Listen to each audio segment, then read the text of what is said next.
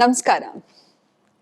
ಇವತ್ತು ನಾನು ಯಾವ ಟಾಪಿಕ್ ಬಗ್ಗೆ ಮಾತಾಡ್ತಾ ಇದ್ದೀನಿ ಅಂತ ಹೇಳಿದ್ರೆ, ನಾವು ಒಂದು ತುಂಬಾನೇ ಅದ್ಭುತವಾದ ಒಂದು ಸಂಬಂಧದಲ್ಲಿ ಇರ್ತೀವಿ.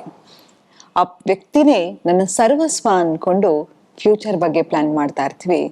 ಎಷ್ಟೋ ಸತಿ ಮನೆಯವರನ್ನು ಎದುರಾಕೊಂಡಿರ್ತೀವಿ, ಫ್ರೆಂಡ್ಸನ್ನು ಎದುರಾಕೊಂಡಿರ್ತೀವಿ. ಎಷ್ಟೋ ಜನ ಹೇಳಿರ್ತಾರೆ, ಕೆಲವು ಸತಿ ನಮಗೂ ಅನ್ಸಿರುತ್ತೆ ಈ ಸಂಬಂಧ ನನಗೆ ತುಂಬ ಟಾಕ್ಸಿಕ್ ಅಂತ. ಕಾರಣಾಂತರದಿಂದ ನೀವಿಬ್ರು ದೂರ ಆಗ್ತೀರಾ.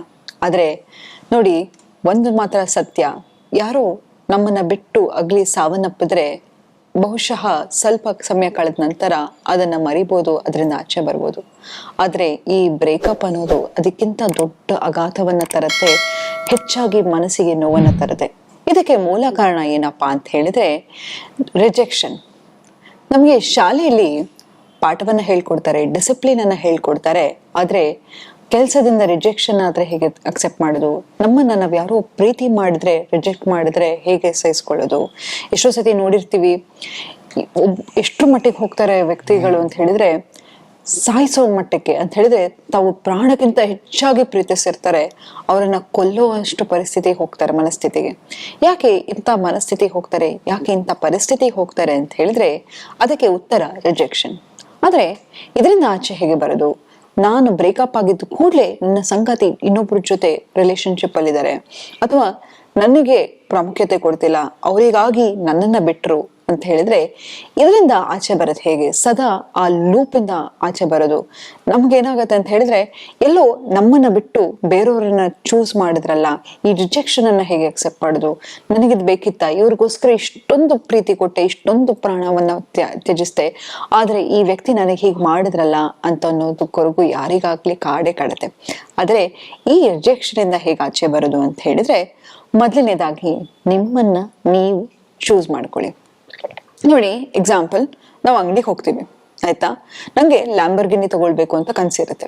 ಆದ್ರೆ ಆ ಅಂಗಡಿಗೆ ಹೋದಾಗ ನನ್ನ ಹತ್ರ ಅಷ್ಟು ಹಣ ಇರಲ್ಲ.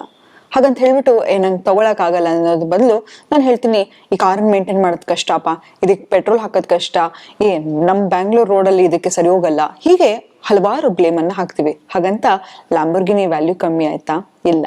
ಹಾಗೆ ನಮ್ಮ ಜೊತೆ ನಮ್ಮ ವ್ಯಾಲ್ಯೂವನ್ನ ಅವ್ರಿಗೆ ಅರಿವಾಗಿರುತ್ತೆ, ನಮ್ಗಿಂತ ನಮ್ಮ ಬೆಲೆ ಅವ್ರಿಗೆ ಗೊತ್ತಿರುತ್ತೆ. ಆದ್ರೆ ನಮ್ಮನ್ನ ಸಹಿಸೋ ಶಕ್ತಿ ಇರಲ್ಲ. ಅಥವಾ ಕೆಲವು ಸತಿ ನೋಡಿ, ಈ ಪ್ಯಾಟ್ರನ್ ಆಗಿ ಒಂದು ಮೋಸವನ್ನ ಮಾಡ್ತಾನೆ ಇರ್ತಾರೆ. ಹಾಗಂತ ನೀವು ಕಮ್ಮಿ ಅಂತಲ್ಲ. ಯಾವಾಗ್ಲೂ ನಾವ್ ಇಷ್ಟೊಂದ್ ಸತಿ ಒಂದು ಕನ್ಕ್ಲೂಷನ್ ಬಂದ್ಬಿಡ್ತೀವಿ ಅಂತ ಹೇಳಿದ್ರೆ, ನನ್ನ ಪಾರ್ಟ್ನರ್ ನನ್ಗೆ ಚೀಟ್ ಮಾಡ್ತಿದ್ದಾರೆ ಅಂತ ಹೇಳಿದ್ರೆ ಎಲ್ಲೋ ನಾನು ಕಮ್ಮಿನೇನೋ, ನಾನು ಸರಿಯಾದ ಅಟೆನ್ಷನ್ ಅನ್ನ ಕೊಡ್ಲಿಲ್ವಾ, ಪ್ರೀತಿಯನ್ನ ಕೊಡ್ಲಿಲ್ವಾ ಅಂತ. ಆದ್ರೆ ಖಂಡಿತ ಸುಳ್ಳು ಅಲ್ವಾ? ಎಷ್ಟೋ ಸತಿ ನಾವು ನೋಡಿದೀವಿ, ದೊಡ್ಡ ದೊಡ್ಡ ಸೆಲೆಬ್ರಿಟೀಸ್, ಅತಿಲೋಕ ಸುಂದರಿ ಅಥವಾ ಸುರಸುಂದರಾಂಗ ಅಂತ ಗಂಡ ಇದ್ರು ಕೂಡ ರಿಲೇಶನ್ಶಿಪ್ ಅಲ್ಲಿ ಮೋಸ ಮಾಡಿರೋದನ್ನ ನೋಡಿರ್ತೀವಿ. ಹಾಗಂತ ಅವ್ರು ನೋಡಕ್ ಚೆನ್ನಾಗಿಲ್ಲ ಅಂತಲ್ಲ, ಎಮೋಷನಲ್ ಕನೆಕ್ಷನ್ ಇರುತ್ತೆ ಅಥವಾ ಯಾವುದೋ ಒಂದು ಅಟ್ರಾಕ್ಷನ್ ಆಗಿರುತ್ತೆ.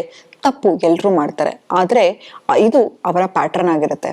ಆದ್ರೆ ನಿಮ್ಮಂತ ಮುಗ್ಧ ಮನಸ್ಸನ್ನ ಅವರಿಗೆ ಫೇಸ್ ಮಾಡೋ ಶಕ್ತಿ ಇರಲ್ಲ. ಅಥವಾ ಕೆಲವು ಸತಿ ಭಗವಂತ ನೀವು ನೋಡದೇ ಇರೋದು, ಕೇಳದೇ ಇರೋದನ್ನ ಆತ ನೋಡಿರ್ತಾನೆ. ಹಾಗಾಗಿ ಅವರನ್ನ ನಿಮ್ಮ ಜೀವನದಿಂದ ದೂರ ತಳ್ಳಿರ್ತಾನೆ. ಆದ್ರೆ ನೀವು ನಿಮ್ಮನ್ನ ಚೂಸ್ ಮಾಡ್ಕೊಳ್ಳಿ. ಯಾರೋ ನಿಮ್ಗೋಸ್ಕರ ನಿಮ್ಮನ್ನ ಬಿಟ್ಟು ಹೋದವರಿಗೋಸ್ಕರ ಕಣ್ಣೀರ್ ಹಾಕೋದಕ್ಕೆ ಅವಶ್ಯಕತೆನೇ ಇಲ್ಲ. ಯಾಕಂತ ಹೇಳಿದ್ರೆ ಒಂದು ತಿಳ್ಕೊಳ್ಳಿ, ನೀವು ತುಂಬಾನೇ ಸ್ಪೆಷಲ್. ನಿಮ್ ಜೊತೆ ಇರೋ ಯೋಗ್ಯತೆ ಅವ್ರಿಗಿರ್ಬೇಕು ಹೊರತು ನೀವು ಕಮ್ಮಿ ಅಂತಲ್ಲ. ಹಾಗಾಗಿ ಯಾರೇ ನಿಮ್ಮನ್ನ ರಿಜೆಕ್ಟ್ ಮಾಡಿದ್ರು ಕೂಡ ಬಂದು ತಿಳ್ಕೊಳ್ಳಿ, ಅವರಿಗೆ ನಿಮ್ಮನ್ನ ಅಫೋರ್ಡ್ ಮಾಡೋ ಶಕ್ತಿ ಅಥವಾ ನಿಮ್ಮ ಜೊತೆ ಬದುಕೋ ಯೋಗ್ಯತೆ ಇಲ್ಲ ಅಂತ. ಹಾಗಂತ ನಾನು ಕಮ್ಮಿ ಏನೋ, ನಾನು ಸರಿಗಿಲ್ವೇನೋ ಅಂತ ಖಂಡಿತವಾಗ್ಲೂ ಬ್ಲೇಮ್ ಮಾಡ್ಕೋಬೇಡಿ. ಯಾಕಂತ ಹೇಳಿದ್ರೆ ನೀವು ಭಗವಂತನ ಪ್ರೀತಿ ಮಕ್ಕಳು. ನಿಮ್ಮಿಂದ ಎಷ್ಟೋ ಜನ ನಗ್ತಾ ಇದ್ದಾರೆ, ನಿಮ್ಗೋಸ್ಕರ ಎಷ್ಟೋ ಜನ ಬದುಕಿರ್ತಾರೆ. ನಿಮ್ಮನ್ನ ಪ್ರೀತಿ ಮಾಡೋರು ಸಾವಿರಾರು ಜನ ಇರ್ತಾರೆ. ಆದ್ರೆ ಆ ಪ್ರೀತಿಯನ್ನ ಕಣ್ಣು ತೆರೆದು ನೋಡುವಂತ ಶಕ್ತಿ ನಮಗಿರ್ಬೇಕು. ಹಾಗಾಗಿ ಪ್ರೀತಿ ಅನ್ನೋದು ಎಲ್ಲೂ ಹುಡ್ಕೊಂಡು ಹೋಗ್ಬೇಕಾಗಿರುವಂತಹ ವಸ್ತು ಅಲ್ಲ. ಮೊದಲನೇದಾಗಿ ಆ ಪ್ರೀತಿಯನ್ನ ನಿಮಗೆ ನೀವು ಕೊಟ್ಕೊಂಡಾಗ ನಿಮ್ಗೆ ಆ ಕಂಟೆಂಟ್ಮೆಂಟ್ ಫೀಲಿಂಗ್ ಬರುತ್ತೆ. ಖಂಡಿತವಾಗ್ಲೂ ಅದನ್ನ ಹುಡುಕ್ತಾ ಹೋಗಲ್ಲ. ಮತ್ತೆ ಬ್ರೇಕಪ್ ಆದ್ಮೇಲೆ ಬರ್ತಾರೇನೋ ವಾಪಸ್ಸು, ಅವ್ರ ಮೆಸೇಜ್ಗಾಗಿ ಕಾಯೋದಾಗಿರ್ಬೋದು, ಅವ್ರು ಏನು ಮಾಡ್ತಾ ಇದ್ದಾರೆ, ಹೇಗಿದ್ದಾರೆ, ಯಾರ ಜೊತೆ ಇದ್ದಾರೆ ಅನ್ನೋದನ್ನ ಕಂಪ್ಲೀಟ್ ಕಟ್ ಆಫ್ ಮಾಡ್ಬೇಡಿ. ಯಾಕಂತ ಹೇಳಿದ್ರೆ X is an X for A reason ಅಂತ. ನೋಡಿ, ಯಾವಾಗ್ಲೂ ಅಷ್ಟೇ, ನೀವು ಯಾವುದೇ ಒಂದು ಕಳ್ಕೊಂಡ್ರು ಅದಕ್ಕಿಂತ ಉನ್ನತವಾದದ್ದು ಜೀವನದಲ್ಲಿ ಬಂದೇ ಬರುತ್ತೆ. ಅದನ್ನ ವೆಲ್ಕಮ್ ಮಾಡ್ಬೇಕು ಅಂತ ಹೇಳಿದ್ರೆ ನೀವು ಆ ಹೈಯರ್ ವೈಬ್ರೇಷನ್ ಅಲ್ಲಿ ಇರ್ಬೇಕು. ಮತ್ತೆ ಸೂಕ್ಷ್ಮವಾಗಿ ನೋಡಿ. ನಾನು ಯಾವಾಗ್ಲೂ ಹೇಳ್ತಾ ಇರ್ತೀನಿ, ನಿಮ್ಮ ಎಕ್ಸ್ಗಳನ್ನ ನೋಡಿದ್ರೆ ನಿಮ್ಮ ಮೆಂಟಲ್ ಹೆಲ್ತ್ ಪ್ಯಾಟರ್ನ್ ಅನ್ನ ತೋರಿಸ್ತಾ ಇರುತ್ತೆ. ಪ್ರತಿ ಒಂದು ಸಂಬಂಧ ನಿಮ್ಮ ಜೀವನದಲ್ಲಿ ಬರೋದು ಯಾತಕಪ್ಪ ಅಂತ ಹೇಳಿದ್ರೆ ನಿಮ್ಮನ್ನ ಡೀಪ್ ಇನ್ನರ್ ಕೋರ್ ರಿಫ್ಲೆಕ್ಟ್ ಮಾಡ್ಲಿಕ್ಕೆ.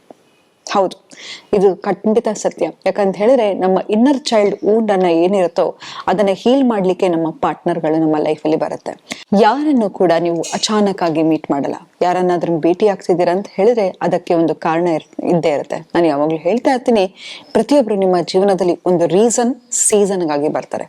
ಹಾಗಾಗಿ ಯಾರು ಹೋಗ್ಬೇಕು ಅಂತ ಇರ್ತಾರೋ ಅವರನ್ನ ಬೇಡ್ಲಿಕ್ಕೆ ಹೋಗ್ಬೇಡಿ. ಖಂಡಿತವಾಗ್ಲೂ ಅವರು ಕಲಿಸಿರ್ತಕ್ಕಂತಹ ಪಾಠವನ್ನ ಕಲಿತು ಮುಂದೆ ಜೀವನವನ್ನ ಸಾಗಿಸಿ ಅಂತ ಹೇಳ್ತಾ ಇವತ್ತಿನ ಸಂಚಿಕೆನ ನಾನು ಮುಕ್ತಾಯಗೊಳಿಸಿದ್ದೀನಿ. ಧನ್ಯವಾದಗಳು.